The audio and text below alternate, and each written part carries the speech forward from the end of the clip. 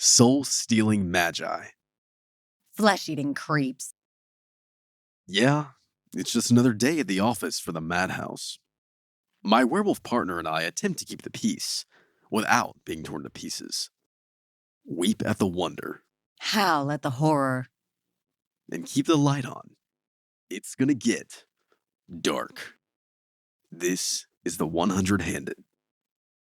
Lost souls.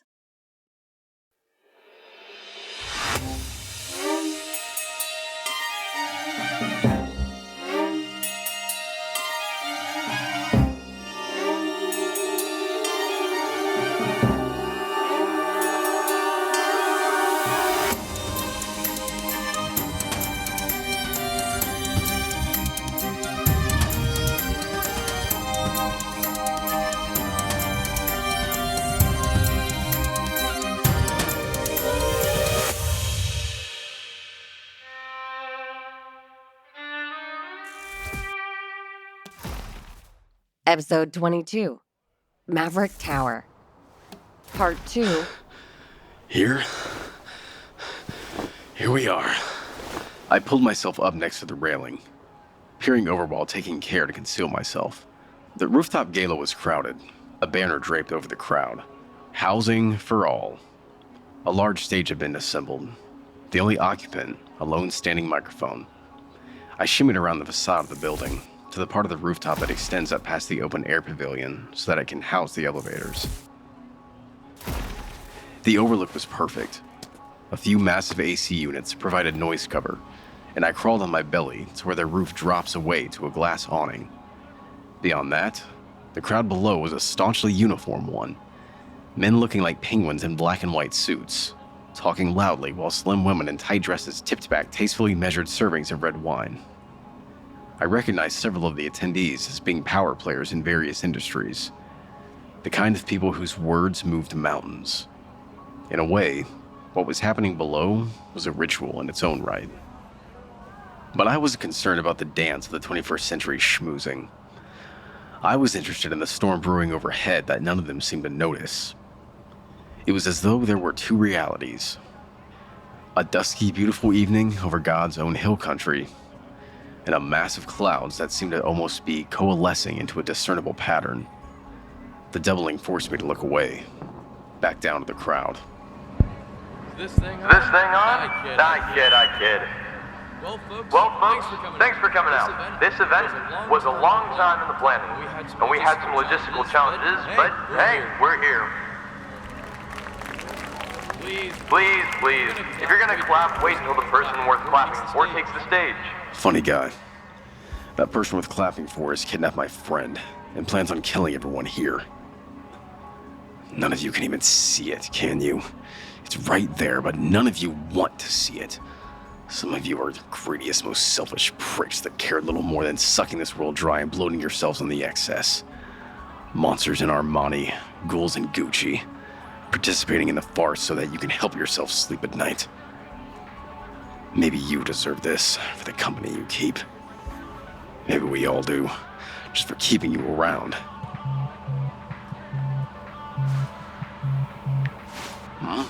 Status? Made it to the roof. Over the elevator bank. Some blowhard is introducing Maya. Listen, we were going over Acantha's notes, the ones she gave you back after Michael jumped you at Unholy Smokes. Anything I should know? Yes. Solomon spent a considerable amount of time figuring out just how the sacrifice is going to take effect. Talk to me. I think the main event's about to start. You need to look for some kind of prop inscribed with a triangle and a line through it. The alchemical notation for air? Yes. No time to explain. There should be some kind of personal effect worn by people in Maya's inner circle, the ones who aren't a part of the ritual. What's the mechanism? Stop asking questions. Start looking for a prop with a triangle and a line. You're dead if you don't. And now, the person who made this all possible, Maya Stiers!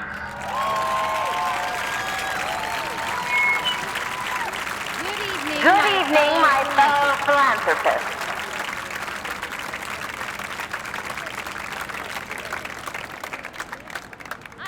I am so so grateful to all of you for attending. I know many of you traveled far and wide, and for those of you who are local, it isn't much easier without traffic, now was it?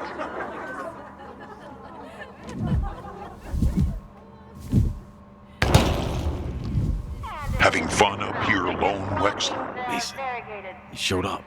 I can't stay long. This entire tower is warded with some hardcore work. I feel weak just being here, and I'm nervous that whatever magic Solomon used to patch me up might fall apart. You bring me the bag? Sure did. Oh, it was pretty heavy on the way up. Yeah? Well, at least you have wings. Here we go. Some binoculars. Buskets told me to tell you Typical to... sign for air. I know. Ah, What's wrong? I caught some glare off from one of those security guards. Shit. Everything okay? The glare. It was off of that security guard's bracelet. There's the sign for air. A triangle with a line through it. Maya has one on, too. And I take it none of the guests do? None that I see. Go ahead, give yourselves a round of applause. That's right. Pat yourselves on the back while you're at it. How noble of you to come here in service of my philanthropic vision. But the truth is, what's truly valuable is the abject tatters that your souls are in. All of you so blind to what's right in front of you, right above you. Witness, torn from your feeble eyes. Witness as your pathetic, meager pretenses of importance give way to true power, true purpose. What kind of a joke is this? The last one you'll hear in this world. Ah, there's the punchline. It's a real zinger. The world went a blind white.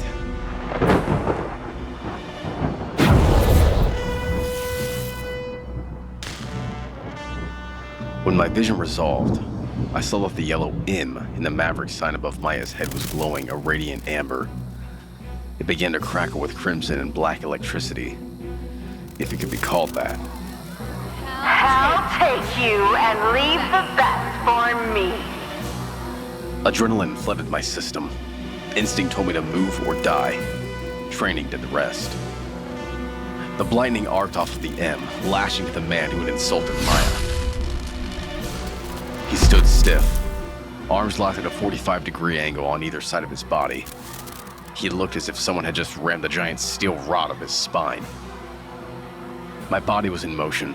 Mason called after me, but I was already sliding down the side of the elevator bank, intermittently tapping the Skinstick tabs to break my fall. Wexler! Wexler!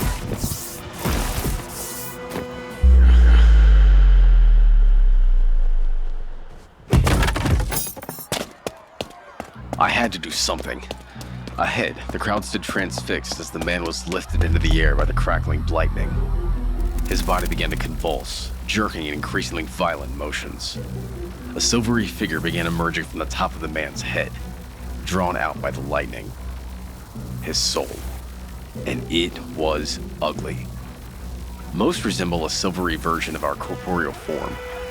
And most have impurities because of the many evils, little or large, we inflict upon each other in our pettiest moments. But every now and then, you see an ugly soul. Horatio's soul had been ugly. But this guy's soul had filth all over it. The lightning was pulling it out of him. All of the evil he'd done in his life. From the look of it, agony doesn't even begin to describe his pain. Once the soul had traversed along the arc, the man's stupefied body hung suspended in midair. And then, he exploded.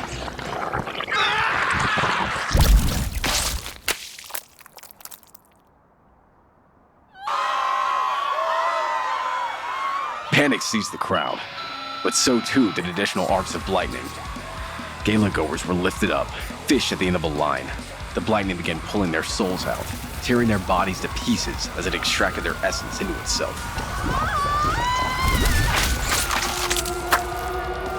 Fuck!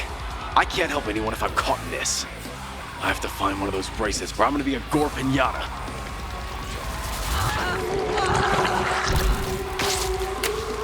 My eyes locked onto one of the security carved across the pavilion. It noticed me too.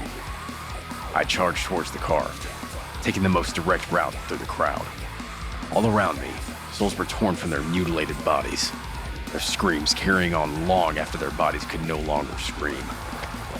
Their wailing psyches zipping along the lightning arcs and into the giant amber M. Keep going. Keep going. Fuck. Huh? Please, you have to help me. I can't. I have to. It's getting into my head. It's getting into my head. Get it out! Get it out! Blood spattered into my eyes. The world shrank to a one-eyed squint. The carved was now by the railing, bewildered by the carnage on the roof. I made a beeline towards it. The mangled remains of the attendees scattered across the pavilion. Bile rose in my throat. My nostrils burned with a reflex as I tried to keep from puking. The distance between the carved and I closed. I called up the Inkblade tattoo, the liquid blade hardening on my right hand. No time to play nice. I had to take that armband and hope to God that it did what I thought it did. The ground flipped from under me. I slid on a long streak of blood, laid out like red carpet in Dracula's castle, and momentum carried me straight into the glass balustrade. And through it. Oh, sweet Jesus! Desperate, I snuffed the Inkblade and tapped the Skinstick again, right as my body was carried over the edge.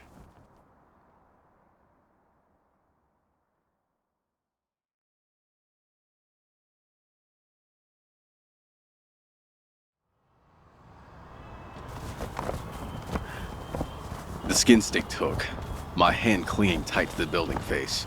Blood trickled down my cut left leg, and the Skinstick tattoo struggled to keep me adhered to the building. Oh, Jesus, come on. Please hold, I can't burn you, not right now. Above me, the carved leaned over. With a flick of its wrist, it whipped out a telescoping baton. Unlike the other carved, it didn't have its mouth sewed shut. Looks like the Dumble fumbled. Hey, easy. Dingling at a bad angle. Shit. Too close. Won't miss. I'll hear the hiss. Ah! Time to dumbly. As soon as the carved lifted his boot, I evoked the Inkblade with my free hand. A spear of frozen Imagomantic ink burst forth from my hand and into the shin that the carved was balancing on. The carved, like an inelegant dancer, twirled slightly as he began to topple. I had to get the protective prop from him before he fell off the building. If I fucked up, it'd be a matter of half a minute at most before every one on the rooftop died, including myself. I kipped my body to increase my reach. The Inkblade lashed out in a silver arc. The hit was glancing, the carved arm still hanging on by tendons and seared gristle. And then it tumbled past. No! The Inkblade liquefied at the speed of thought, and I reached out to grab at the arm of the carved. My hand clasped around his. The carved's body put Newton's laws to the test, and it swung behind me, ratcheting my arm behind my back before ripping off.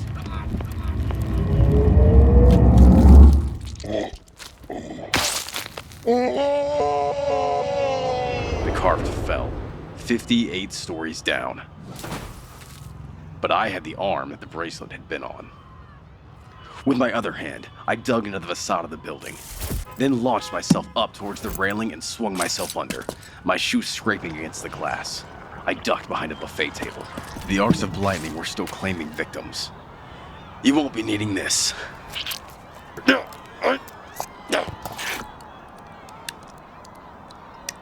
Ew. Good riddance. Here we go. Okay. 1, 2, 3. You got this. Let's go. Do we have an honored guest among us? Maya! Put a stop to this right now! Nobody else has to die!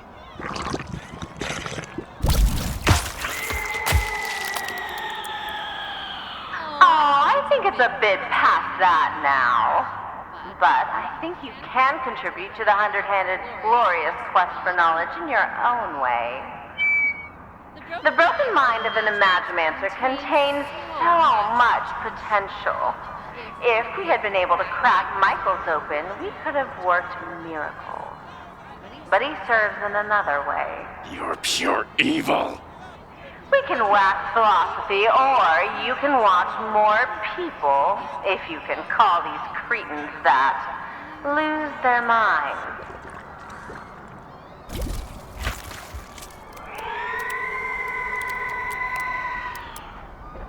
But first, I think I'll take yours.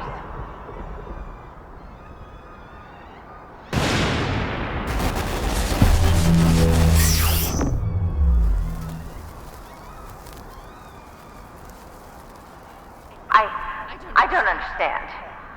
Took a bracelet from one of your employees. This ends here and now. You'll answer for everything you've done. Maya dove off the stage as the picture behind her disintegrated from the bullet. I was thinking about trying to bring you in.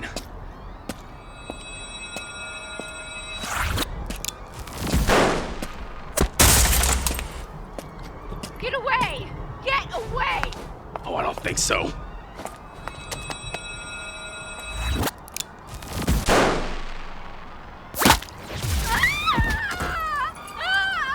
You fucking fuck! Why can't I move? You think you've done something, but you haven't done shit, you small dick, shit-eating fucker! Keep it up. You got time. Banishbullets can be lethal or paralytic, and I'd rather take my time figuring out what you know. You won't die until I hurl you off this fucking building myself. You dickless motherfucker! I have contingencies! Plans within plans! Plans within plans! Pale, psychic energy swirled within the glinting shard on her necklace. I had to get to her to destroy it. Had to break it to foil whatever ritual she was going to use Psyches to fuel. Carved containment! Suddenly, the security carved that were engaged with the remaining stragglers who hadn't lost their minds stood stock still, then drew their guns simultaneously. Kill them! No!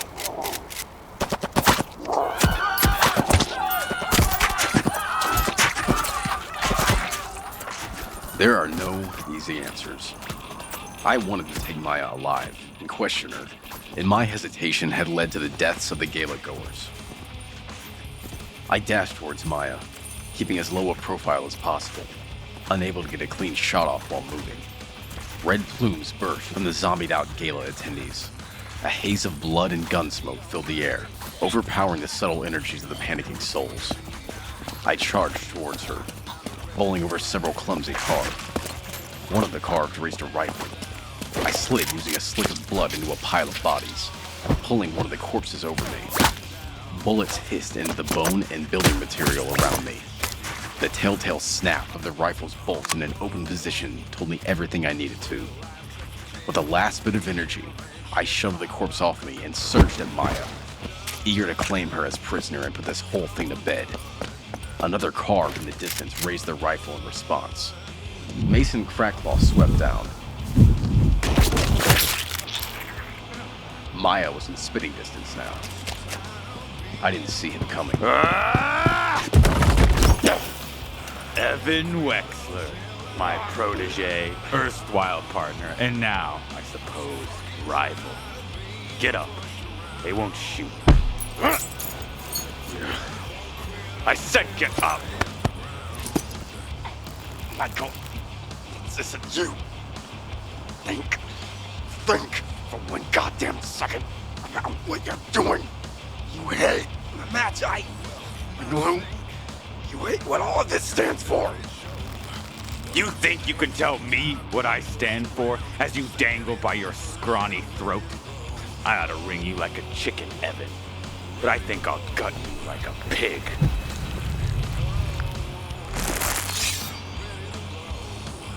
Farewell, Wexler. I'll try. I brought both feet up and kicked Michael in the stomach as hard as I could. His grasp broke, more surprise on his face than pain, and I fell over the railing and went hurtling toward the street below.